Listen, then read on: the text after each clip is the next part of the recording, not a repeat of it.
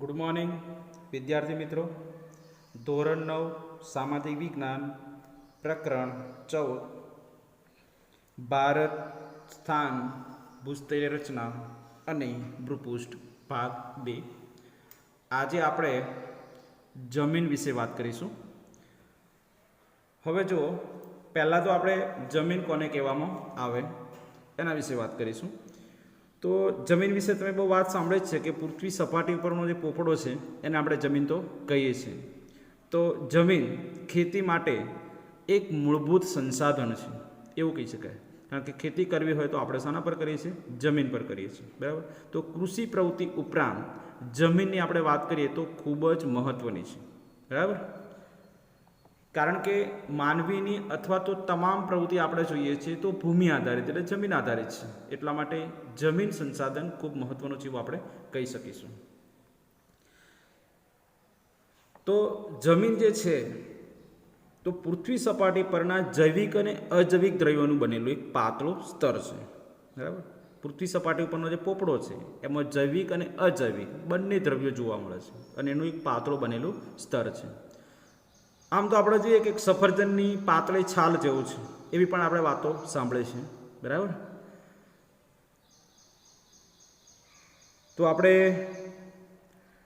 વાત કરીશું કે જમીનનું ખરેખર નિર્માણ કેવી રીતે થયું છે. તો કેટલાક ખડકો છે. આપણે ખડકોની વાત કરી ગયા: અગ્નિ ખડક, પ્રસ્તર ખડક, રૂપાંતરિત ખડક, બરાબર. તો ખડકોનું ખવાણ થવાથી ફલિત થયેલી પેદાશ છે.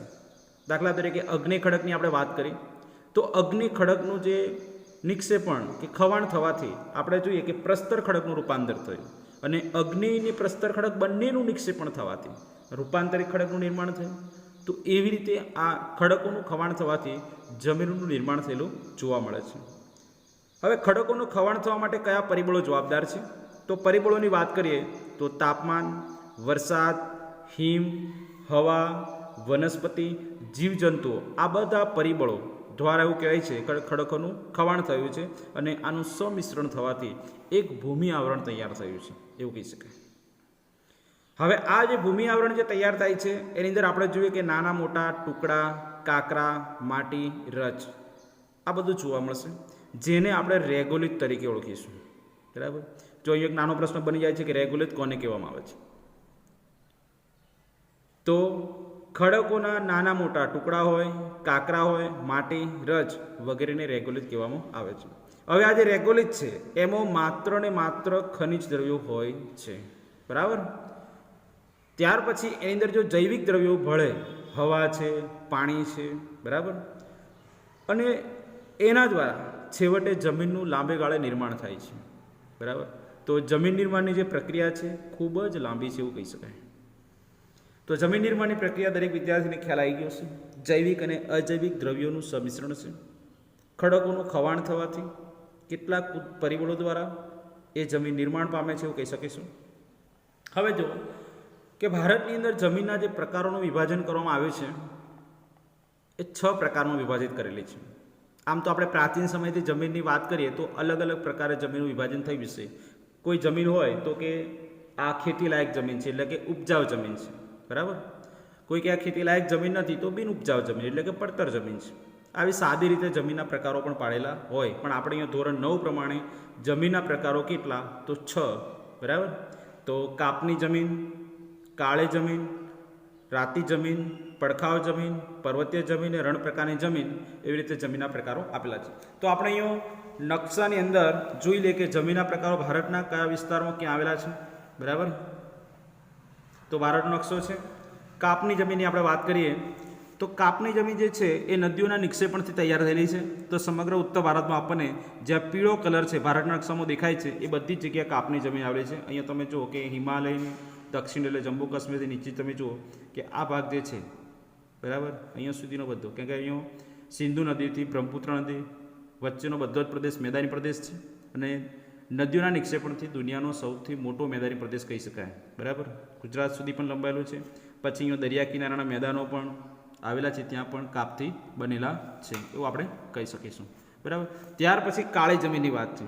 હવે તમે જો કાળી જમીન જે છે એ માત્ર તમને મધ્યવર્તી ઉચ્ચ પ્રદેશમાં તમને જોવા મળશે, એટલે દક્ષિણ ભારતમાં જોવા મળે છે. જો કર્કવૃતની રેખાની આસપાસથી માંડી દક્ષિણમાં તમને જોવા મળે છે. બરાબર. તો ત્યાર પછી રાતી જમીનની વાત કરીએ તો રાતી જમીન જે છે એ તમને કાળી જમીનની દક્ષિણ જે તુવાણ થવાથી નીચાણવાળા ભાગમાં આપણને જોવા મળશે, પૂર્વમાં પણ જોવા મળે છે. લેટેરાઇટ પ્રકારની જમીન છે. બરાબર. જ્યાં ગ્રીન કલર છે ત્યાં તમને જોવા મળશે. ત્યાર પછી પર્વતીય જમીન, તો માત્ર પર્વતીય જમીન હોય તો હિમાલયના પર્વતીય ક્ષેત્રોમાં તમને જોવા મળશે. બરાબર. ત્યાર પછી રણ પ્રકારની જમીનની વાત કરીએ તો રણ પ્રકારની જમીનનો કલર આપણને વાદળી બતાવ્યો છે. તો એવી જમીન પંજાબ હરિયાણાની દક્ષિણ, રાજસ્થાનનો પશ્ચિમ ભાગ અને ગુજરાત સુધી તમને જોવા મળશે. તો આપણે જમીનના પ્રકારો જે આપેલા છે તેના વિશે આપણે વિગતે વાત કરીએ. પહેલાં આપણે વાત કરીશું કાપની જમીન. બરાબર. તો કાપની જમીનની વાત આપણે કરીએ તો ઉત્તર ભારતમાં જોવા મળે છે, નદીઓના નિક્ષેપણથી તૈયાર થયેલી જમીન છે. બરાબર. તો એના બે પેટા વિભાગ પાડ્યા છે, એક છે ખદર અને બીજું છે બાંગર. હા, ખદર જમીન કોને કહેવામાં આવે તો નદીઓના નિક્ષેપણથી તૈયાર થયેલી નવા કાપની જમીનને શું કહેવામાં આવે છે? ખદર જમીન કહેવામાં આવે છે. તો નદીઓના પૂરથી જે મેદાનો જે બન્યા છે, બરાબર, તો નદીના મુક્ત ત્રિકોણ ક્ષેત્રની અંદર આ પ્રકારની જમીન વધારે જોવા મળશે અને જમીન રેતાળ પ્રકારની જમીન છે. બરાબર. જ્યારે આપણે બાંગર જમીનની વાત કરીએ તો નદી કિનારાના ઉપરવાસમાં જોવા મળે છે, જે જૂના કાપની જમીન છે. પેલી નવા કાપની છે, તો આ બાંગર જમીન જૂના કાપની જમીન છે. બરાબર. તો એને આપણે બાંગર જમીન કહીશું અને તે ચીકણી અને ઘેરા રંગની હશે. ભારતની આપણે વાત કરીએ તો કાપની જમીન ધરાવતો મોટાભાગનો વિસ્તાર આપણને જોવા મળે છે અને એ જે વિસ્તાર છે કેવો છે? ફળદ્રુપ છે. અલગ અલગ સ્થળે આપણને થોડી ભિન્નતા જોવા મળશે. બરાબર. તો ઘણી જમીન ઉપજાઉ પણ હોઈ શકે છે, સારી એવી. તો કયા કયા રાજ્યોની અંદર આ પ્રકારની જમીન જોવા મળે છે કાપની? તો પંજાબ, ઉત્તર પ્રદેશ, બિહાર, પશ્ચિમ બંગાળ, રાજસ્થાન. હવે કાપની જમીનમાં પંજાબની વાત કરીએ તો પંજાબને શું કહેવામાં આવે છે? ઘઉંનો કોઠાર કહેવામાં આવે છે. અને ઉત્તર ભારતના જ બધા પ્રદેશો છે, તો ઉત્તર ભારતને આપણે અન્નનો ભંડાર પણ કહી શકીએ. બરાબર.